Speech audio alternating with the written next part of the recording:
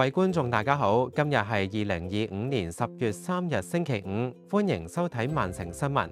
今日嘅主要新聞有：風暴 Amy 橫掃英國，所有劏房必須申請規劃許可；石博變身 Minion。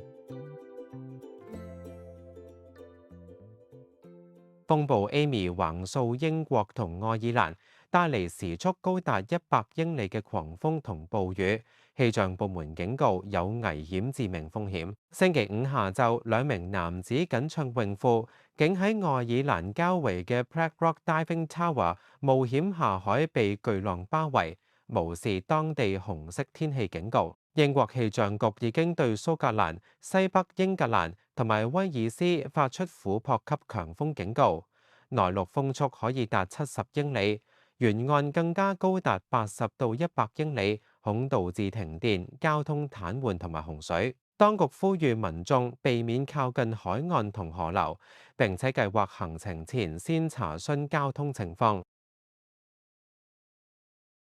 曼城添曬區宣布向劏房業主開戰，由即日起，所有多人居住屋苑，不論規模，都必須申請規劃許可。以往只有容納7人或以上嘅單位先至需批文。議會強調措施係回應居民關注，確保共享住房安全、管理得宜，並兼顧社區需要。當局亦都表示，新規可加強對房間大細、地點、泊車位同埋對鄰里嘅影響作出監管，防止不良業主濫建濫租。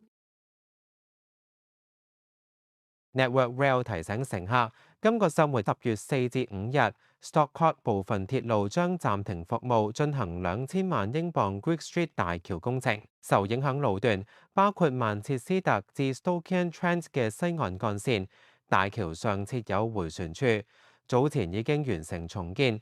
今次需拆除路軌中央牆壁，並重鋪道路同圍牆。工程完成之後，該迴旋處預計2026年春季重開。大橋設計壽命達到120年。週末期間會提供鐵路接駁巴士。曼城沙佛一位街頭藝術家將街上石博互柱塗成卡通壞蛋掌門人嘅 Minion 造型，引起居民熱烈反應。創作者 Martin Withers 表示，住咗喺當地超過20年，發現互柱同 Minions 形狀相似，於是決定賞識美化環境，令街坊心情愉快。居民紛紛表示，見到呢一啲可愛圖案會忍唔住笑。咁仲有街坊自發捐款支持佢繼續創作。當地議會表示，呢個裝飾對社區冇造成問題，但係提醒改動交通標誌就可能涉及法律後果。今日嘅曼城新聞報導到呢度，多謝大家收睇。如果覺得條片有用，記得俾個 like、subscribe 埋，仲可以 share 同留言傾下。如果真係想再實際支持我，可以用 Super Thanks 或者經 PayMe 同 PayPal QR Code 支持。多謝晒大家，我哋下次再見，拜拜。